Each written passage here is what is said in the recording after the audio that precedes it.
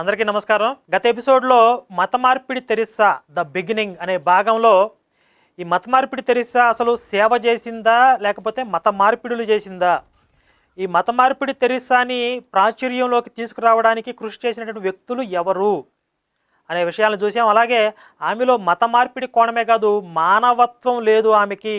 అందురాలైనటువంటి ఒక చిన్న పిల్లకి ఆపరేషన్ చేస్తే కంటి చూపు రావడానికి అవకాశం ఉంది అని తెలిసి కూడా ఆమె ఆపరేషన్ చేయడానికి అనుమతి ఇవ్వనటువంటి మానవత్వం లేని మత మార్పిడి తెరిస్సాని గత ఎపిసోడ్లో చూసాం. మరి ఈరోజు ప్రపంచంలోని ప్రఖ్యాత ఆర్థిక నేరగాళ్ళు, నియంతలతో ఈ మత మార్పిడి తెరిస్సాకి ఉన్నటువంటి సంబంధాలు, అలాగే ఈ తెరిస్సా ఆశ్రమాల్లో ఉన్నటువంటి వృద్ధులు, చిన్నపిల్లల యొక్క దురవస్థలు, ఇంకా ఆమెకి